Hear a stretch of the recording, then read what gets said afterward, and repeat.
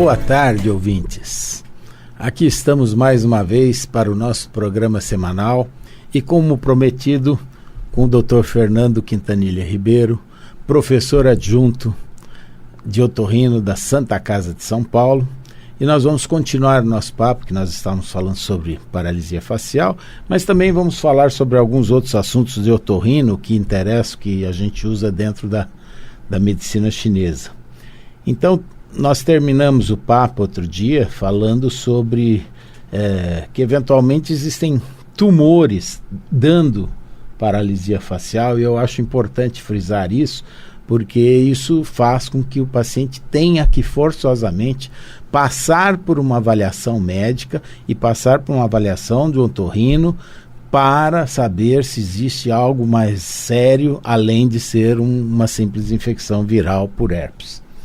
Sem dúvida. É melhor não correr risco, né? É melhor fazer. Hoje em dia nós temos a possibilidade de fazer exames bem sofisticados, rápidos, tipo tomo, ressonância, que já nos descarta a possibilidade de um tumor. Fala, não, você não tem tumor, tá, é uma paralisia de Bell, uma paralisia frigo, o que seja, e então daí tratar o paciente. Que antigamente nós não tínhamos acesso a esses exames sofisticados. Demorava, né? Para fazer um exame de um tumor intracraniano, o negócio era complicado, arteriografia, contraste. Hoje em dia é bem mais tranquilo. Eu acho que sempre que a gente suspeitar de alguma coisa que possa ter essa etiologia neoplásica, eu acho que é bom ficar atento com isso. Não, eu lembro inclusive, por exemplo, dores de garganta. Hoje em dia o otorrino vai lá, faz aquela laringoscopia direta, né? Com fibra e uma coisa simplérrima, e que você afasta tumores, eventualmente tumores que vocês achavam e demoravam para fazer diagnóstico, né, Fernando? Sem dúvida. Tinha um espelhinho e a gente olhava com o espelho, então você colocar para ver a laringe, você punha na boca, puxava a língua e olhava, iluminava o espelho para ver a laringe lá embaixo, e outro pequenininho para ver para cima. E era uma briga para ver, porque tem pacientes que tem uma anatomia que propicia isso, mas tem pacientes com a garganta pequena e com muito reflexo. Então, mesmo se anestesiando, você chegava no fim e falou, será que eu vi mesmo ou acho que eu vi? Então, hoje em dia, com a fibra, é uma coisa direta e bem mais evidente se apresentar alguma lesão estranha lá. Você falou do reflexo, isso é uma coisa muito interessante, muito boa, apropriada para a gente falar um pouco. Tem pessoas que não aguentam que se ponha o abaixador de língua. E como fazer nesses casos? Bom, eu sempre falo, né, que eu ensino os exercícios como enfiar o abaixador de língua, porque a parte posterior da língua é muito mais reflexógena. Então você pega um abaixador de língua, enfia na goela do indivíduo, paciente, ele vai ter reflexo. Cuidado só com o principalmente criança.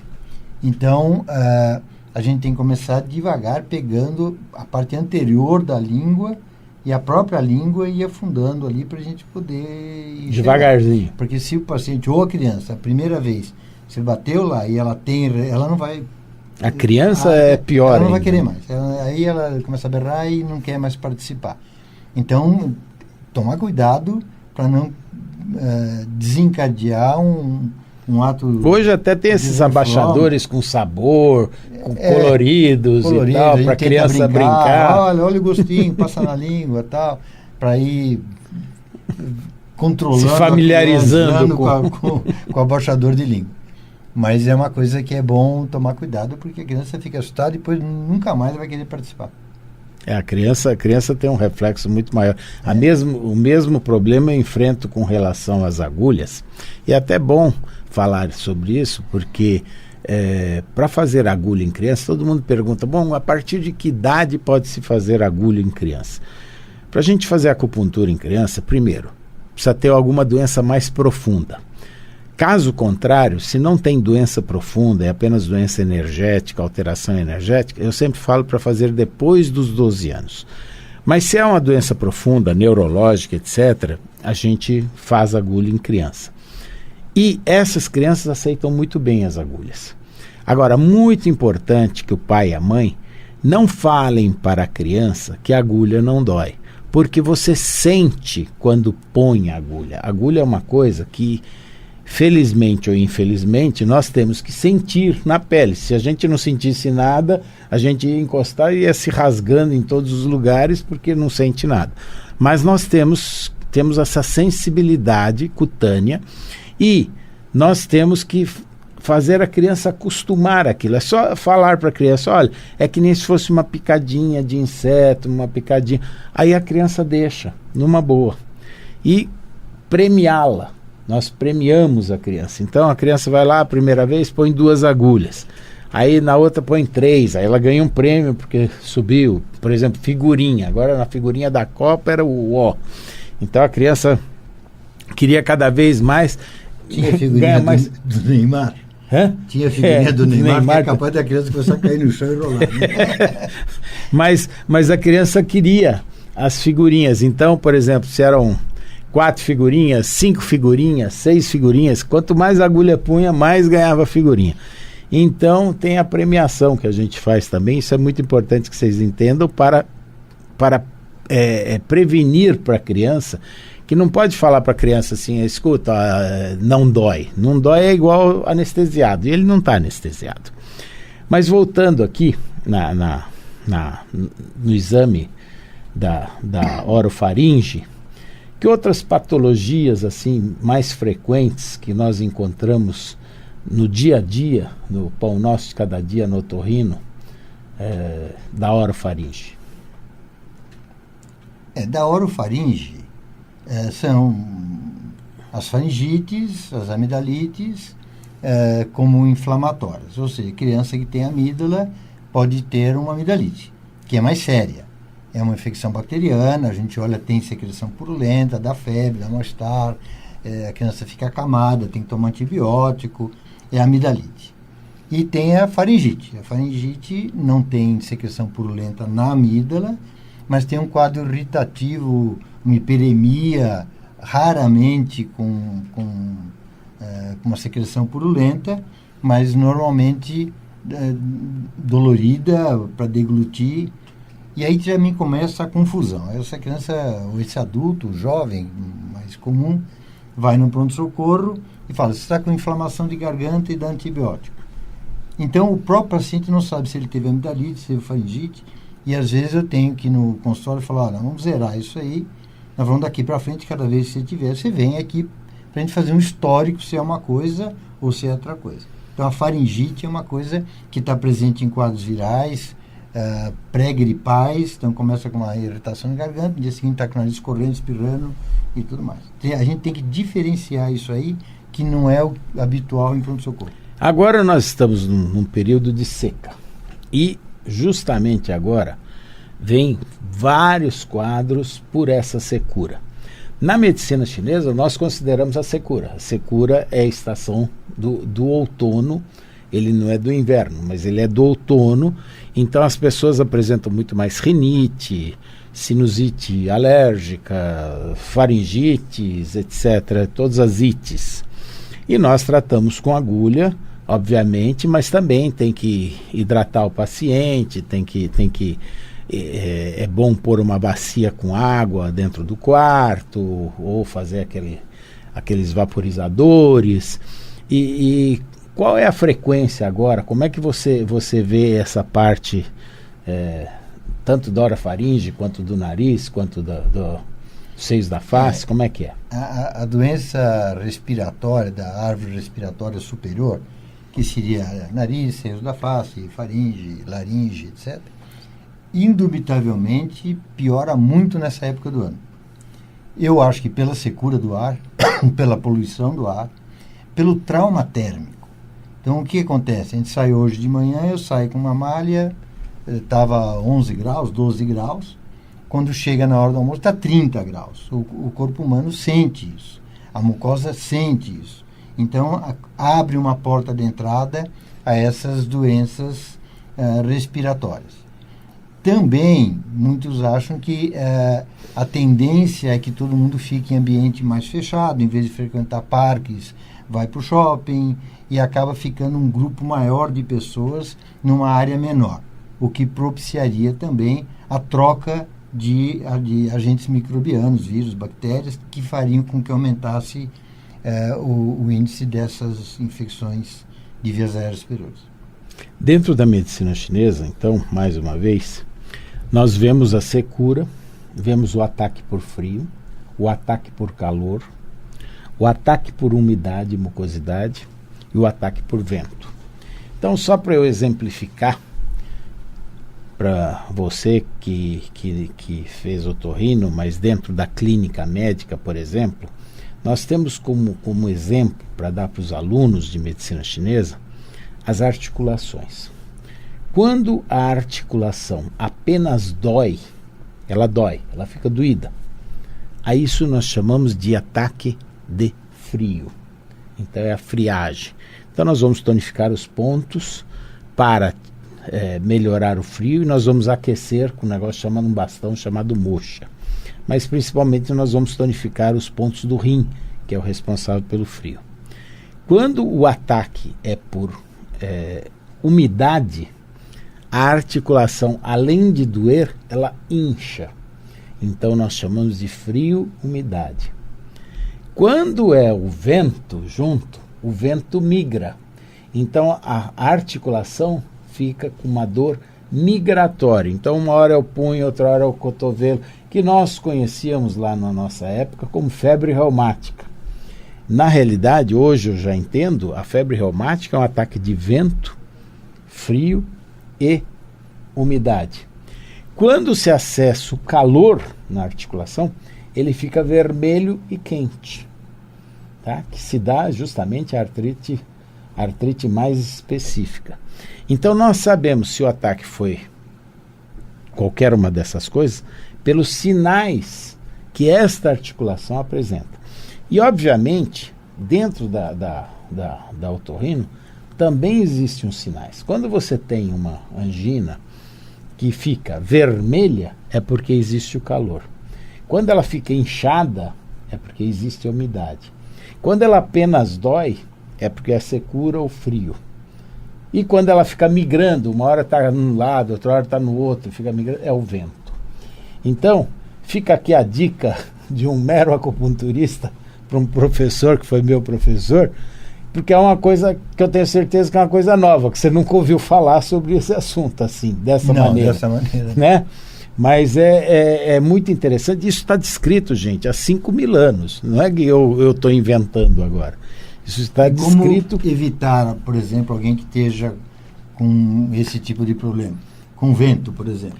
Então, aí é muito legal, porque nós temos aqui, na nuca, nesse ponto, 2 pontos da vesícula biliar, que é bem aqui. E esses pontos são os pontos chamados de entrada do vento. E nós temos 2 pontos que podem entrar vento aqui também. Então, na realidade, se o indivíduo usar um cachecol, um simples cachecol e um bonezinho, ele evita o vento. E vejam como é interessante. Se vocês observarem no inverno, aqueles senhores de mais idade, mais idosos, nas pracinhas, todos eles têm o bonezinho e o cachecolzinho. E ninguém ensinou nada para eles. Mas eles já, preventivamente, eles põem o cachecolzinho e o bonezinho. As senhoras idosas não fazem tanto, mas os senhores idosos, eles fazem muito mais. Eles tornam-se muito mais sensíveis, coisa que, você repare bem, no começo, nós homens, quando nós somos jovens, nós temos muito mais calor do que as mulheres. As mulheres têm muito mais frio na juventude. Na segunda fase, na segunda metade da vida, as mulheres tornam-se menos friorentas que os homens, né? Elas têm ondas de calor, inclusive, tudo por causa das questões hormonais, e os homens tornam-se mais friorentos. Isso é muito interessante e a medicina chinesa descreve exatamente isso. Então, respondendo a sua pergunta, basta um cachecol prevenindo essa entrada do vento e um bonezinho. Então, só uma curiosidade, também com hábitos antigos. O escaldapé. que também é pessoas de idade, europeus, tal, é muito comum, antes de deitar, põe uma bacia de água quente, coloca o pé dentro para esquentar o pé. Isso teria um paralelo com a medicina tradicional? Total. Então, agora, você tocou num assunto muito interessante. Então, é assim, a medicina chinesa fala que o homem, ser humano, está entre o céu e a terra. O céu, energia celeste, a terra, energia terrestre. Nós recebemos energia celeste através da respiração, que nós chamamos Zong-Chi. Nós recebemos energia terrestre através da alimentação, que chama-se energia cereal, que em francês eles falam céréal. Então é energia cereal. A união da energia cereal com a energia Zong-Chi forma uma energia chamada energia Hong, que nós chamamos em chinês, que seria a união da energia alimentar com a celeste. E esta energia Hong, conforme ela vai passando por cada um dos órgãos, então vamos supor, ela passou no Hong no pulmão, primeiro. O pulmão, ele é responsável pelo pulmão, pelo intestino, pelo nariz e pela pele. Mas o que do pulmão que é responsável? É essa energia Hong que é metabolizada dentro do pulmão numa energia chamada Jing. Esse Jing do pulmão é que vai dar, por exemplo, o olfato. Então, quando o indivíduo não tem olfato, tem uma anosmia, nós dizemos que o Jing do pulmão está afetado. Então, como você fez a pergunta do escaldapé, é muito interessante, porque energia do céu é energia calor. E energia da terra é energia fria. Se vocês puserem a mão, cavarem um buraco na praia, enfiarem a mão, pode ser o dia mais quente, que está 50 graus Celsius, mas se enfiar a mão lá dentro, embaixo da terra, vocês vão ver que está tudo gelado lá. Tudo gelado. Muito bem. Quando o indivíduo tem enxaqueca, os portadores de enxaqueca, eles têm justamente essa enxaqueca. Se você pode pegar no pé deles, o pé deles é gelado, mas a testa ferve. Para a gente ganhar na Mega Sena, nós temos que ter pé quente. Pé quente. Quando está com o pé frio, não adianta, está ao contrário. E o indivíduo precisa estar calmo, ele precisa ter cabeça fria. No entanto, está quente. Então, ele passa a ter um frio na parte inferior do corpo e calor na parte superior. Os seus avós, que nunca tiveram noção de medicina chinesa, eles falavam assim, quando você está com dor de cabeça, faz um escaldapé. O que eles faziam? Punham o pé dentro da bacia de água quente para puxar essa energia calor da cabeça para os pés. E ao mesmo tempo, qual é a coisa mais fria? Algo que vem da terra. Então a batata. Se vocês forem na casa de qualquer pessoa, a batata está do lado de fora da geladeira. Por quê? Porque a batata ela é fria. Ela tem a refrigeração natural dela. Então, a batata cortada ao meio, coloca-se uma fatia em cada testa e amarra um lenço. Ela vai chupar o calor da cabeça. Por incrível que pareça, a batata sai quente. Por isso se fala até os termos batata quente. A batata sai quente. E a dor de cabeça misteriosamente desaparece. Quem for portador de enxaqueca e queira fazer em casa, pode fazer a experiência. Dá certo em 100% dos casos. Mas veja bem, não é para queimar o pé, não é para pôr água tão fervendo que queime o pé. Mas põe os pés na água quente, chupa o calor lá de cima para baixo e põe a batata na testa. Qualquer batata?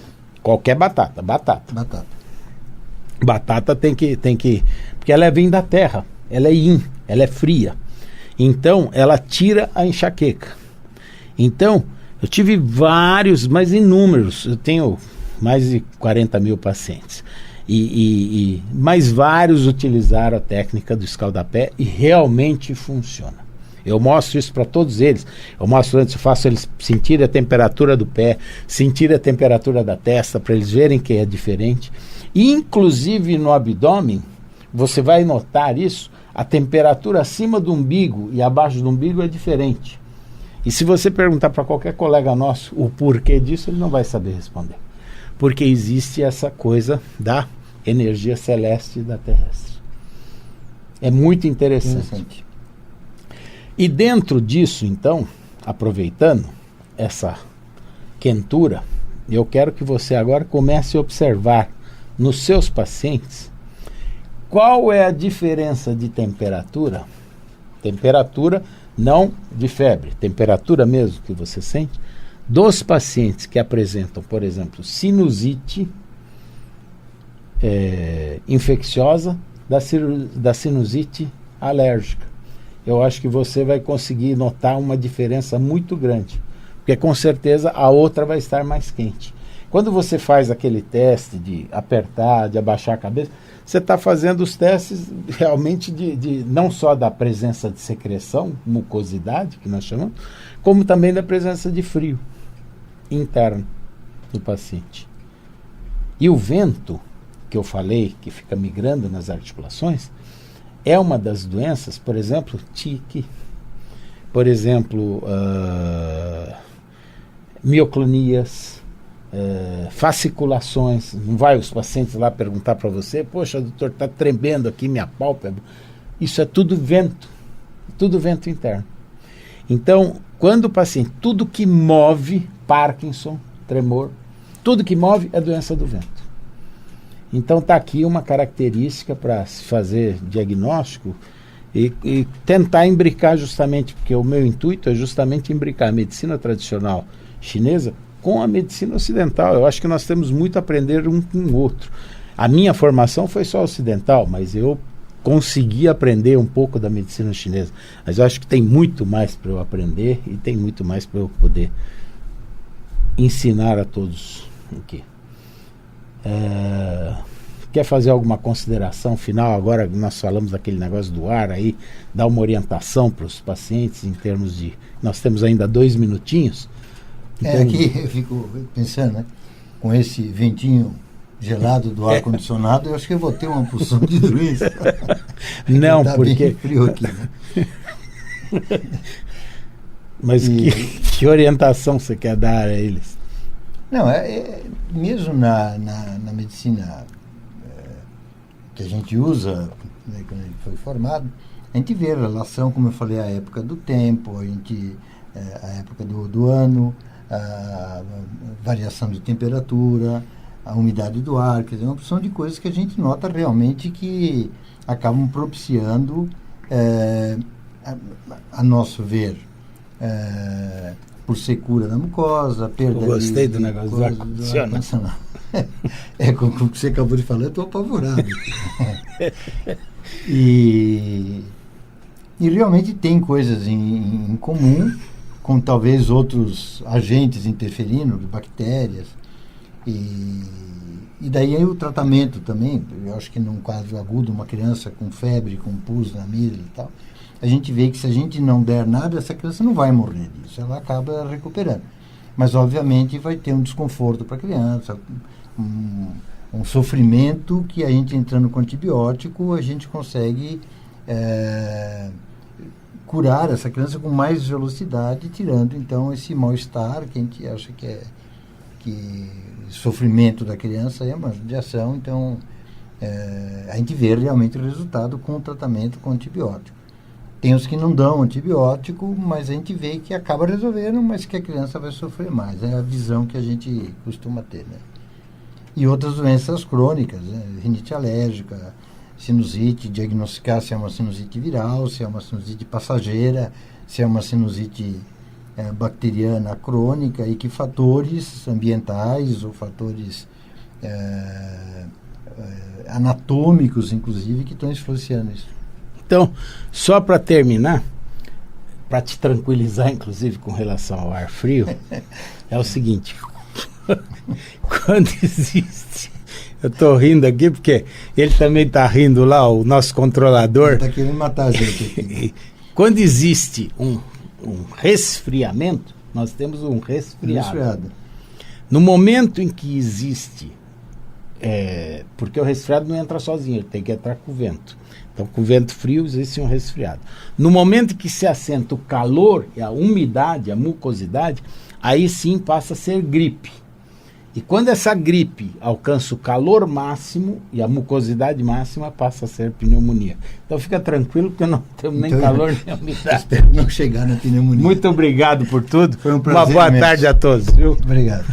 Desculpe pelas risadas.